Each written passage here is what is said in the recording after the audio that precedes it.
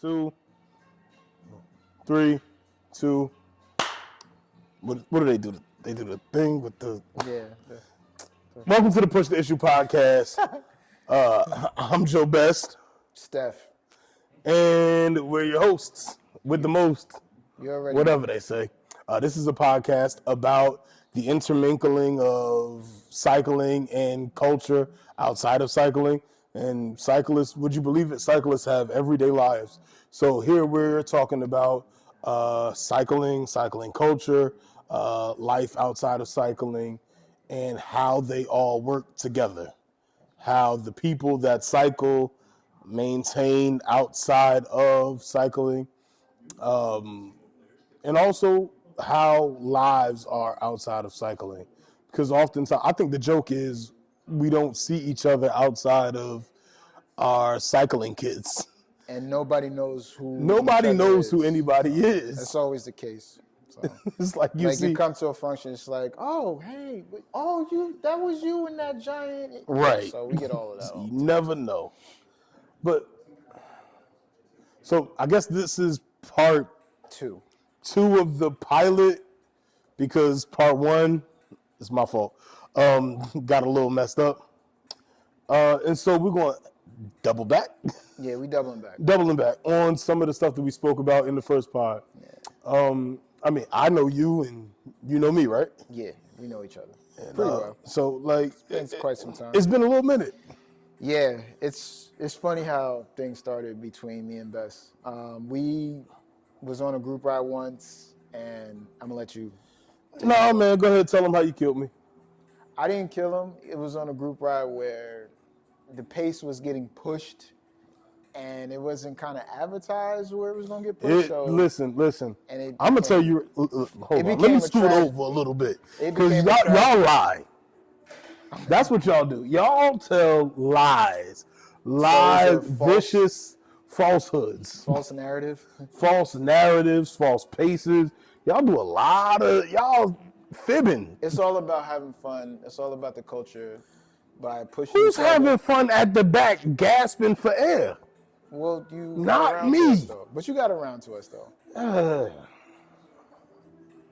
Anywho, he got his miles up. Best is on the prowl. He's been very consistent.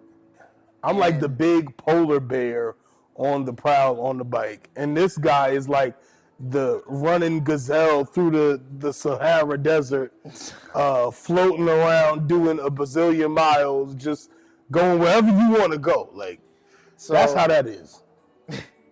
And Best here refers to me as a pro. I don't have a contract. No, this is not something that I'm in the Tour de France, nor am I on a national level. I would plan on traveling and racing, because me currently, I'm a Cat 3 amateur cyclist. I'm a part of the Hilltop racing team.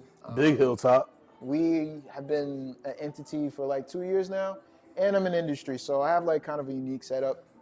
It's a lot of fun, a lot of here's and there's, everywheres, a lot of different people, a lot of different dynamics, perspectives, jobs, paralegals, lawyers, dentists. I think like cycling, you can get. It's a melting pot. It's a melting pot of everybody, bro. Like, you literally get everybody when like, it comes to the bike. And I mean, at the end of the day, all that matters is the 2 wheels and you pedaling. Yeah, and I've always been a big component of safety. And I know, like, a lot of people see, like, with the cars, with the pandemic, the tension, all of that plays a part, but it's just, keep your eyes open. I know the trend has now gone into gravel instead of road cycling, because, the market is kind of, like, shifting a little bit. To gravel? Yeah. A lot of people is, like, actually going into gravel riding, like, going on trails, dirt roads, fire. Yeah. Why? Because there's no cars. So one too many people got tapped by a car. But see, that's the thing. You got some that are not from your side of town, and they don't know what it is to deal with that on a day-to-day basis. To each his own. That could be very traumatizing. Because we're being completely frank and honest. The cycling shop that we're at, shout out to Hilltop Madison. New Jersey. Yeah. Paulie, everybody. Rick, shout out to Bram. everybody. Bram, it's a few people in the back, and they're like our production assistants. They're just chilling in the cut. So. They're helping out. Shout out to Indalo. She's great. She's a great production assistant. Labor is amazing. And so like, I would say to that end, right? People wanting to cycle gravel because they're not used to cycling on streets where cars are always going to be. It takes a savvy and an aggressiveness nature. Like, you got to kind of be like an adrenaline junkie, to say the least. Yeah. To be, in the streets. Sometimes it's get traffic. It's just to each his own. Where that's the thing. I like for me, right? I think one of my favorite things about cycling, because if you remember, like, my first time cycling with y'all was one of my first times riding outside of my city. Like, I live in a city. And so cycling with y'all was one of my first times really cycling outside of the city. It was the first time cycling with a group. And then it was the first time cycling outside of the city, where cars are always going to be. Night, day, whatever. Shout outs to New York. Shout out to the city. All of those guys, y'all are a different kind of beast. The mess life, the racers, commuters. The messengers, they be having the fancy backpacks and stuff. Fancy backpacks, shout outs to Chrome bags. They got like one of the best bags on the market for bike messengers. They have some cool stuff. We've distributed at once upon a time, but at a certain point, once Specialized came and they did their deal. So, but we can still get them actually. We might push the issue on that too. Yeah, see. Stay tuned. So, like, I guess since this is pilot part 2, tell me a little bit about yourself, bro. Like, I know you, but like, tell the people. So, I've been into cycling since May 19th of 2014, and ever since I was a kid, I've always been into riding bikes, hanging out with my friends, riding up and down the street until I got my license. And then 5 years later, I've always been curious and skeptical about the road bike, where, with the skinny tires, being aerodynamic. That's scary. It's a thing, because you see the guys in the park and you're like, whoa, these guys are like going like 1,000,000 miles an hour. But it's like, they're only going 30 miles an hour to like a car that's nothing. But when you're actually on a bike, it's actually fast. And then you're in close proximity between wheels and people and maneuvering to stay in position so you're not using too much. It's so many things going on. So it's like a living chessboard, to say the least.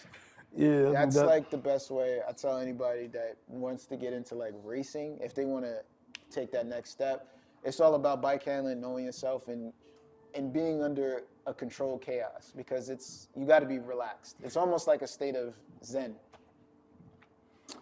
I feel you. Yeah. I super respect it on that. Yeah. And like, so that's the thing that got you into cycling, is you saw them in the parks. Yeah. So I started at near Warnaco Park in. Shout out to Warnaco. Shout out to the Warriors that go out there and they ride in circles for 50 miles. Salute to them. Y'all a different breed also. Yeah, and I remember earlier on, that I had. Earlier on. Yeah, dude, I've gotten like backlash from that through Strava. Shout outs to Strava. That's our network where we post our rides, runs, whatever. Strava, sponsor us. So we would always post our rides, and I would always get comments, "Oh, why you always going in circles? Why you don't get on the road?" And at the time, I'm like, I didn't know the benefits of like going on the road, going climbing, going into Watchung and so forth, which is not too far from Warnaco because it's in the Union County area. So like it's about 20-minute bike ride from there, depending on the pace you do. So yeah, those I think so. For me, right? Like, I got into cycling pandemic, like tip top of the pandemic. The gyms were closed. I'm like, I got to do something. I can't stay in the house, right? yeah. So one of the things I did, I was like, all right, well, I got to go out and run. And then I saw some cyclists, and I was like, I think I might want to get like a Into bike. the bike, yeah. So here I go. I went to Walmart. Yeah. I went to Wally World and got the Walmart special.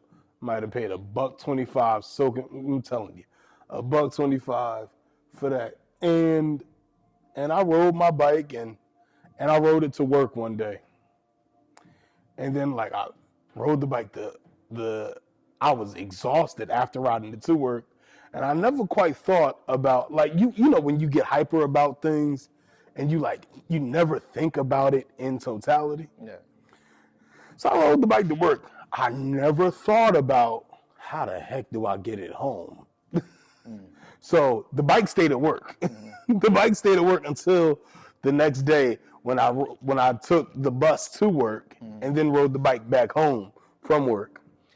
And when I tell you, riding from, it was all uphill and not especially now, I don't think of it as too crazy of an uphill battle, but at that time, it was the most uphill cycling I had ever done in my entire life.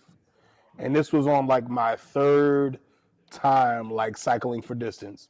And by distance, I mean like a mile 0.5. Like it was nothing. And respectably, best right here is not a little guy. I'm not, that's another thing. Respectfully. Never have been, never will be. Shout out to Ozempic, sponsor this. Maybe.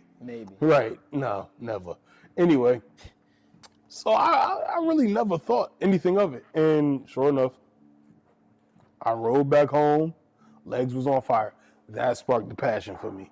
Yeah. Next thing I knew, I went back to Walmart. Went right back to Walmart. I was like, all right, I seen the guys, they got the bikes with the handlebars that go down, so I saw a bike like that. And it was called a cyclocross bike, but it had the drop bars. Okay. I said, oh, I think I found one. I put it together, rode that bike.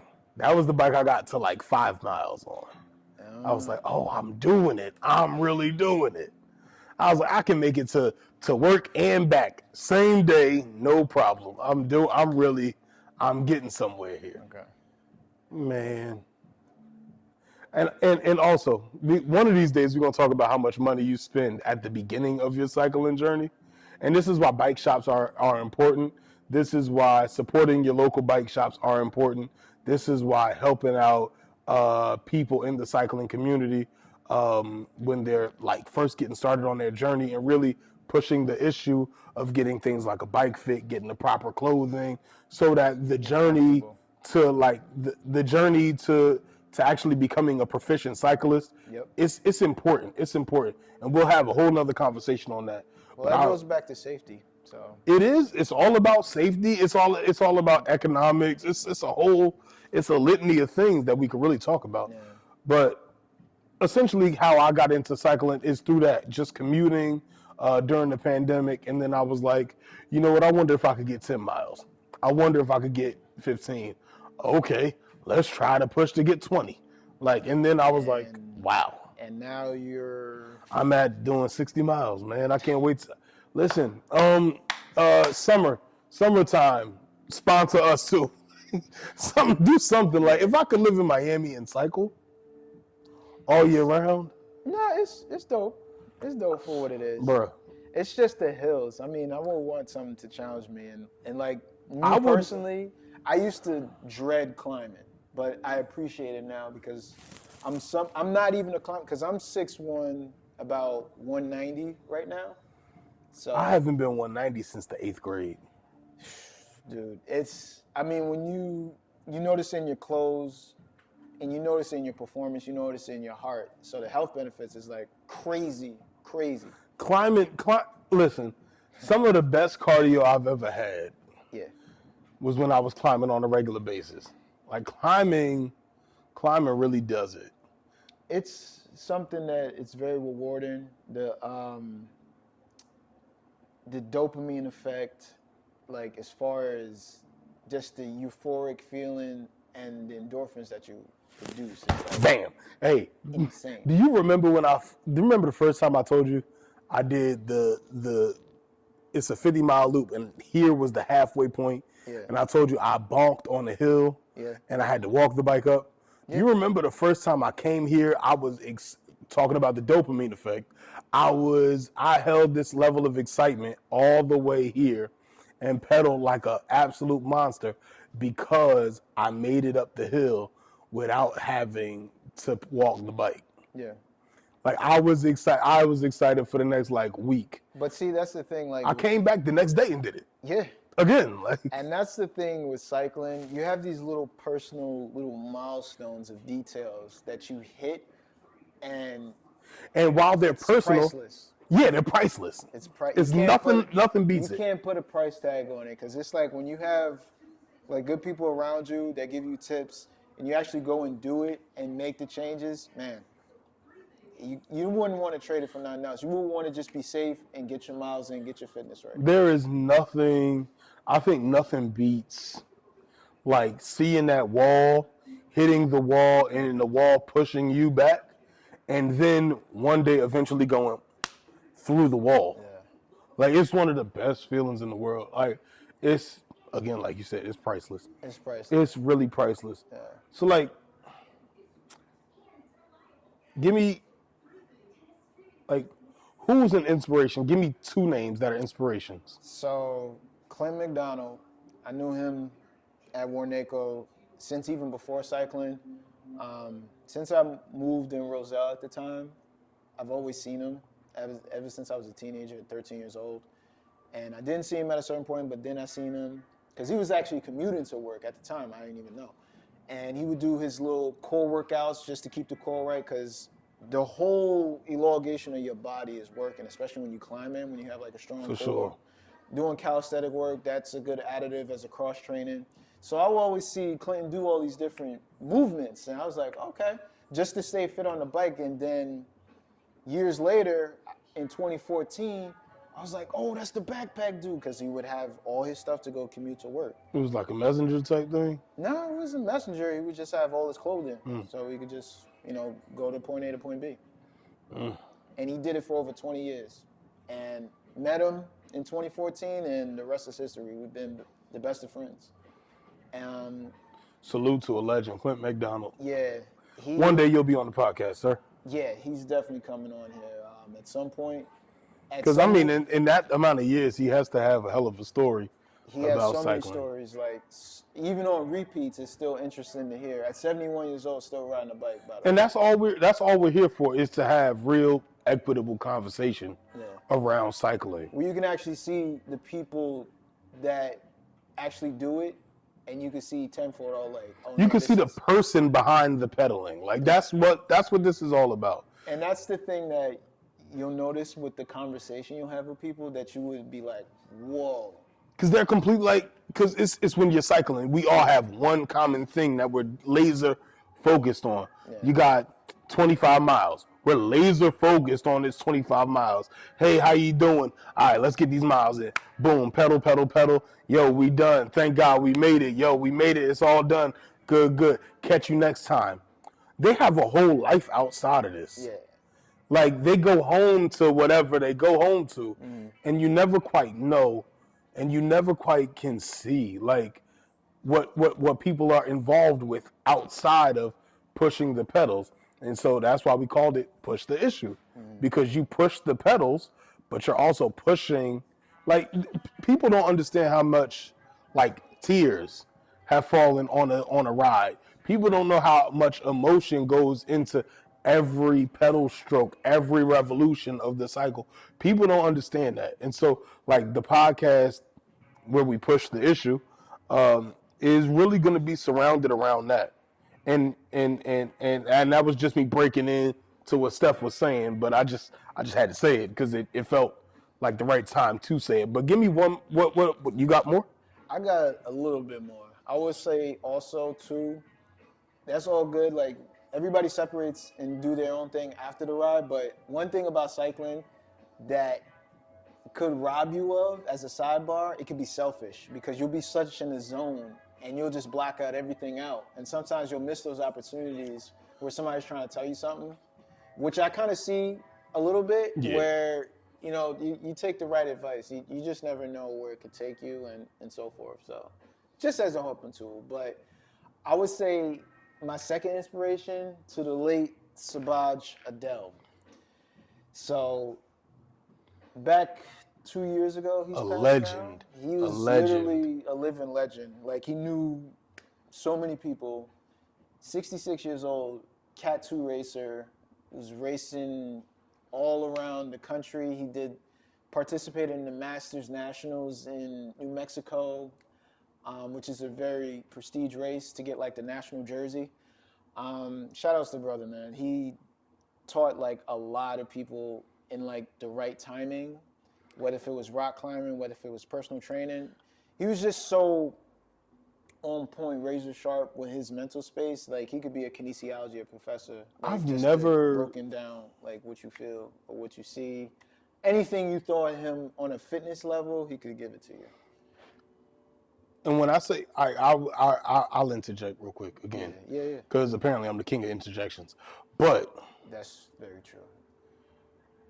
in all actuality, bro, like I've heard this man's name so much, Yeah, and he was real deal, man. like you hear of like greats in whatever, this sport, that sport, and not just greats because of their achievements in the sport, but because of their contribution to the sport. And apparently this guy Sabaj, because of how I've heard him spoken of, like my level of respect for meeting a man that I've never met, never had any interaction with, my level of respect for this guy is through the roof.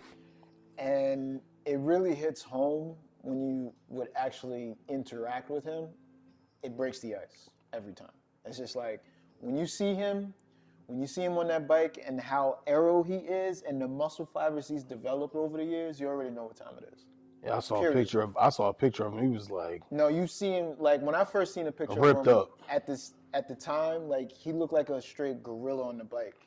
a monster. And then I think it was in 2017, I had met him at the swap meet in Trexeltown, PA, where they have like swap meet where it used to be where, you know how like Facebook has, you could trade off and buy online and so forth, online swap meet and so forth.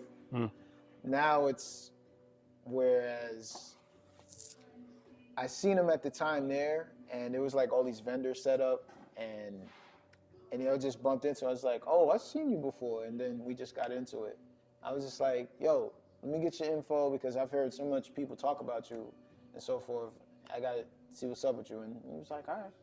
So, Man, listen, salute to a legend, yeah. a great person in the sport, a great character in the sport. Rest in paradise, rest in peace to a legend. Moment of silence.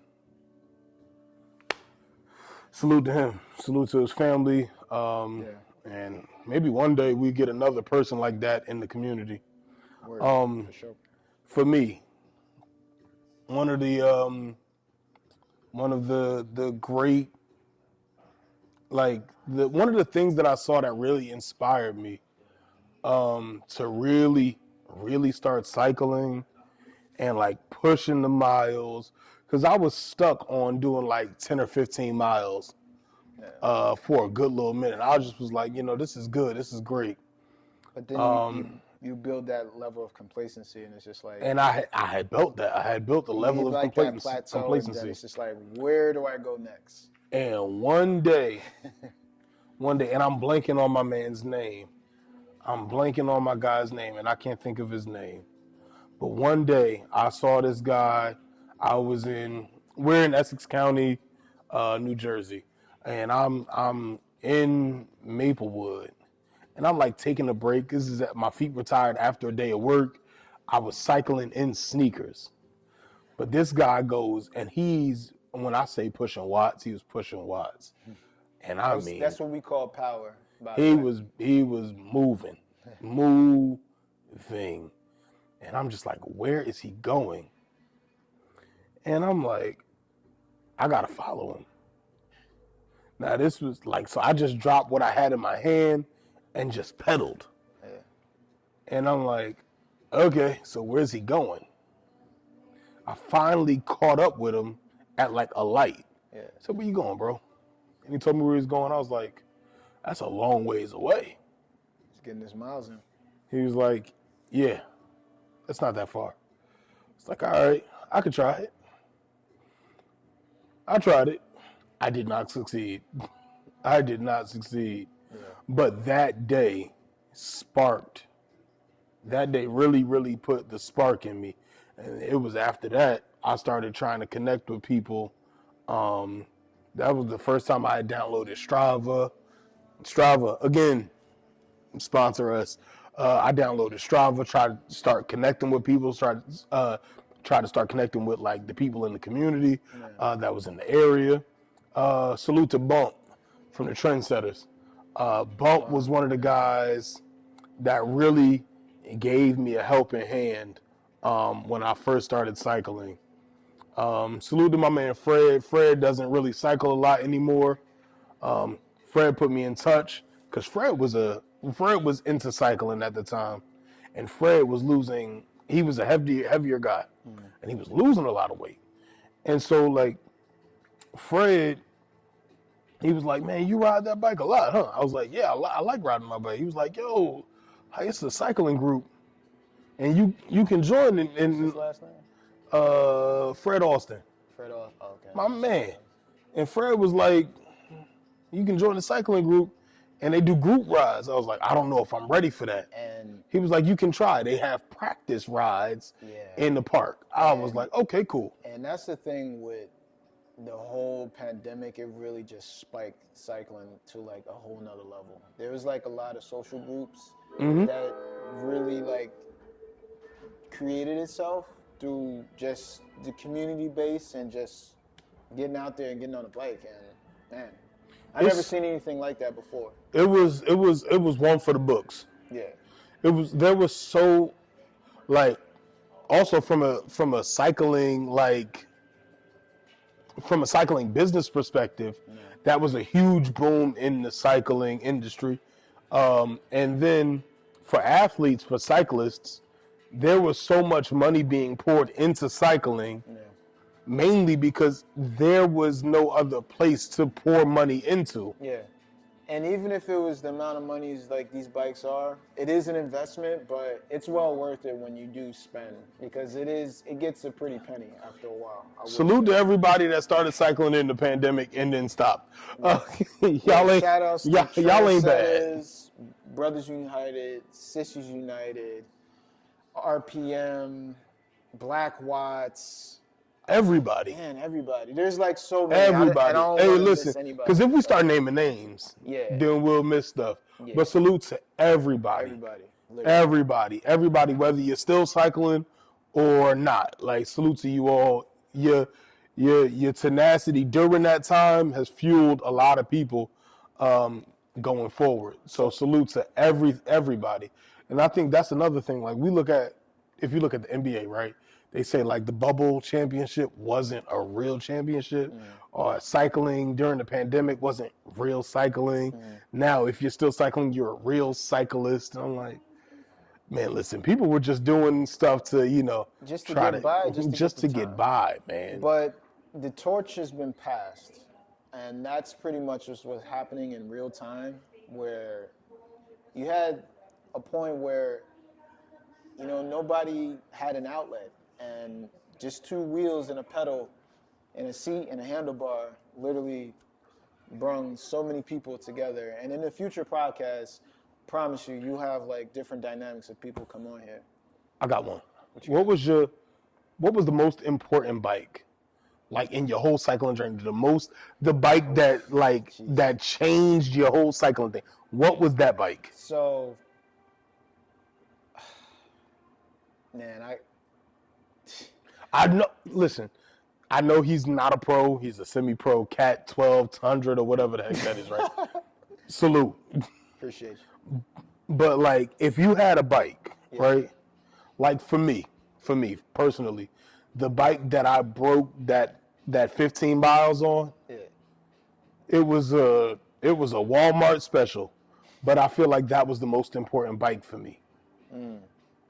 Because like that was the bike that made me realize to myself, like, I could do more. Yeah. I could do more. Well, definitely my first road bike, and that's what I was gonna say, which was a Giant Defy. It got me to where I needed to be currently now, and that's something that I will always. Honestly, if I could, I would want it back, just to get that feeling again, just to see like this is where it all started. That feeling is priceless. Fast forwarding 11 years later, and still, pushing the issue. And from that Giant Defy, right? Yeah. Or from that cheap bike that you bought, the last 11 years of your life have been centered around Cycling. 2 wheels, Yeah. 2 pedals. In the industry, racing, meeting with new people, far in the air. Building relationships with people Yep. around this thing of ours. This is a whole network that is built. It's a great community. Yeah.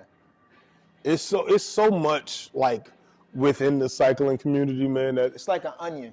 It's got layers. so many layers. And then that core is super solid too. Yeah, for sure. Like, so it's so much that we could get into, right? And this is, I guess, where we'll close it out. It's so much that we could get into. It's so much that we want to get into. And it's so much that we will get into. Yeah, for sure. But we're going to need you. And so, to that end, like, comment, subscribe. Because consistency is key. That's right. And we're going to aim to be consistent.